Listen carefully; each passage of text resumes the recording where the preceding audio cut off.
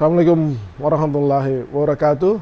Salam sejahtera kawan baik Nur Iswan Channel. Salam menjernihkan pikiran dan menebar kebaikan. Kawan baik, awal tahun ini ada baiknya kawan baik juga mengikuti perkembangan ekonomi makro nasional, supaya sebagai masyarakat, sebagai pemilih, sebagai konstituen partai-partai yang bersiap untuk menyongsong pemilu 2024 itu memahami kondisi ekonomi kita, terutama menyangkut hutang nih.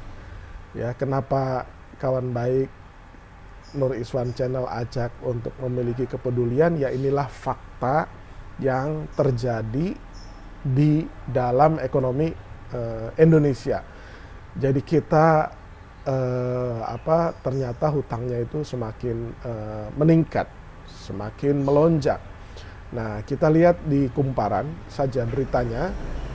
Di awal tahun ini Kumparan memberi judul masuk 2023 pemerintah bakal tarik utang baru 696 triliun rupiah. Jadi seperti rumah tangga, kalau pengeluaran rumah tangga itu melebihi dari pendapatannya, ya, jadi belanja pengeluaran, belanja pembiayaan itu lebih besar daripada pendapatannya, berarti ada defisit tuh. Ada defisit di dalam rumah. Itu bisa memproduksi pertengkaran-pertengkaran karena kekurangan duit. Nah, biasanya ditutup dengan hutang, gitu. Jadi karena besar pasak daripada tiang, ya pengeluarannya lebih besar daripada pendapatannya, itu terpaksa harus ngorek-ngorek tabungan atau ngorek-ngorek hutang. Nah, itu negara itu seperti rumah tangga yang besar. Berarti pengeluarannya itu jauh melebihi daripada pendapatannya. Makanya utang lagi. Nah, dari sisi perspektif tradisi timur, sebenarnya kita dari kecil dididik kan supaya jangan memaksakan diri untuk berhutang, gitu. Pasti kawan baik itu diajarkan oleh orang tua, hampir semuanya itu berusaha untuk menghindari hutang, apalagi untuk hal-hal yang tidak produktif. Ya, dilarang keras untuk berhutang untuk hal-hal yang bersifat konsumtif. Nah, jika pun punya hutang, kita, ya, masyarakat timur atau masyarakat Indonesia terutama, itu dianjurkan kalau terpaksa berhutang, itu harus segera diselesaikan atau dibayarkan. Gitu. Bahkan ketika orang wafat atau meninggal dunia, wakil dari keluarga itu selalu berusaha menyampaikan apabila pihak jenazah ini memiliki hutang, maka silahkan berhubungan dengan keluarganya agar keluarganya itu bisa menyelesaikannya. Nah, jadi menjadi ironis ketika negara kita itu menambah terus utangnya. Nah, beritanya itu saya bacakan di kumparan.com ini, Kumparan Bisnis. Pemerintah bakal menarik utang baru sekitar 696 triliun di tahun ini. Hal tersebut tercantum dalam laporan APBN 2023. Dalam laporan APBN 2023 yang diterima Kumparan Minggu tanggal 1 bulan 1 2023, pembiayaan utang berfungsi untuk menutup defisit anggaran. Betul kan? Defisit. Membiayai pengeluaran pembiayaan, jadi ya ada belanja, ada pengeluaran yang harus dibiayai karena dengan uang yang ada nggak cukup. Seperti pembiayaan investasi, ya, pemberian pinjaman serta kewajiban pinjaman. Nah, pemerintah memproyeksi kondisi perekonomian akan membaik sehingga pembiayaan utang di tahun depan akan mengalami penurunan. Nah, ini harus dibedahi. Di APBN, detailnya itu, yang dimaksudkan dengan pembiayaan investasi itu apa? Kalau di korporasi, yang namanya investasi, ya, itu bangun pabrik, bangun infrastruktur, yang kembalinya itu akan lama. Ada durasi waktu yang harus dilewati. Nah, negara investasi, ini investasi apa? Ya kan, apakah investasi jalan tol, apakah investasi waduk, kemudian apakah investasinya itu ibu kota negara baru, IKN. Dulu katanya IKN itu nggak akan pakai uang APBN. Ini jangan-jangan malah pakai uang APBN, uang APBN-nya itu pakai hutang lagi, gitu. Nah, kemudian pemberian pinjaman, pinjaman kepada siapa? Nah, kalau kewajiban penjaminan itu biasanya kalau kita mau ngutang harus ada jaminan lah, kira-kira gitu. Nah, jaminannya ini pakai uang APBN dengan ngutang lagi nih. Nah, pada tahun 2023, kondisi perekonomian diperkirakan semakin membaik. Hal ini diharapkan dapat mendorong perbaikan kinerja APBN sehingga defisit APBN dapat ditekan kembali dan pembiayaan utang semakin menurun. Tulis Nota Keuangan dan RAPBN 2023. Adapun angka ini menurun jika dibandingkan dengan APBN 2022 yang sebesar 870 triliun maupun outlook di tahun ini 757,6 triliun. Artinya angka ini dibandingkan dengan hutang tadi tuh. Rencana hutang, menarik hutang yang 696 triliun. Jadi di situ. Di sisi lain, pemerintah juga akan melakukan belanja pembayaran bunga hutang.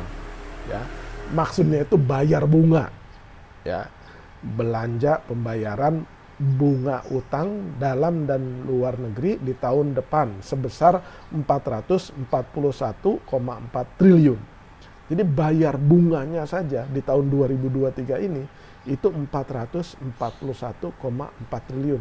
Ini belum kita ngomong pokok, tapi bunga aja. Nah, terdiri dari mana?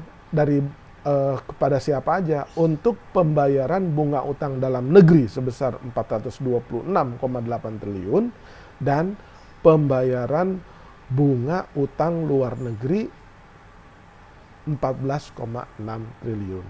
Kira-kira itu kenapa utang ini harus dilakukan. Nah, kalau kita lihat kenaikan hutangnya, ya memang naik terus. Kita nggak usah jauh-jauh dibandingkan dengan 2004 atau dibandingkan dengan 99, 2004, 2009, ya 2014. Kita bandingkan yang paling dekat aja deh di awal tahun 2022 ya. Jadi ketika di Januari 2022 negara ini itu sudah punya utang 6.919 triliun di awal tahun 2022 kemarin, tepatnya di Januari. Itu angka utangnya udah 6.900-an. Kemudian di Februari naik 1.000 jadi 7.014 triliun. Ya. Nah, ini grafiknya. Kemudian naik lagi menjadi 7.005 triliun. 7.052 triliun. Kemudian agak turun di April 7.040 triliun.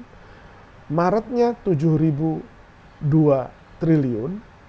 Tapi kemudian merangkak dari Juni, Juli, April, September, Oktober, November ini. Ya.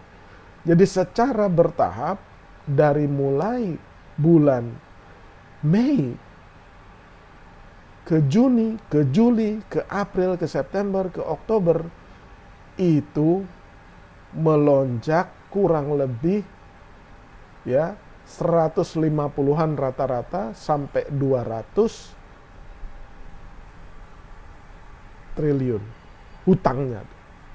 Jadi kita itu kayak gali lubang tutup lubang.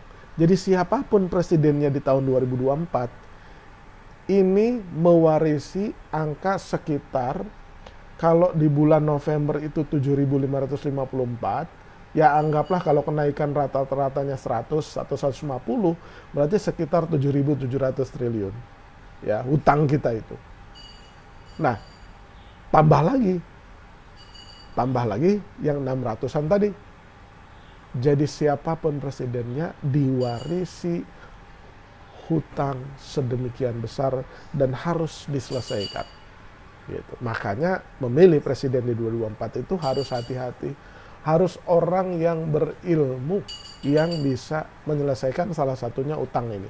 Utang ini tuh luar biasa bebannya, gitu. Dan itu impactnya kemana? Karena defisit, jadi negara terus mengejar pendapatannya. Nah, salah satu pendapatan yang dikejar-kejar itu ya dari pajak. Makanya sekarang pajak ditingkatkan, diperketat terus. Ya, wajar jadi dari mulai pajak penghasilan, pajak pertambahan nilai, pajak badan, maksudnya pajak perusahaan itu dikejar dan amat sangat aktif. Kalau teman-teman kawan baik semua itu ada di korporasi, bisnis sendiri, itu akan terasa sekali bahwa para petugas pajak itu melakukan pendekatan, ya, pendekatan yang luar biasa dan sangat aktif untuk mendapatkan atau mencapai target-target pajaknya. Demikian kawan baik, jadi hati-hati dalam memilih pemimpin di 2024. Dan negara sudah diwarisi utang sejumlah lebih dari 7.000 triliun yang harus diselesaikan. Jadi anak cucu kita itu jangan sampai diwarisi hutang sedemikian besar. Kita pasti sedikit atau banyak juga terlibat atau diambil dananya dalam bentuk pajak untuk memenuhi dan membayar kewajiban hutang lebih dari 7.000 triliun ini. Demikian kawan baik, mudah-mudahan bermanfaat dalam memahami kondisi hutang kita. Jangan lupa subscribe, like, share, dan komen Nur Iswan Channel. Terima kasih.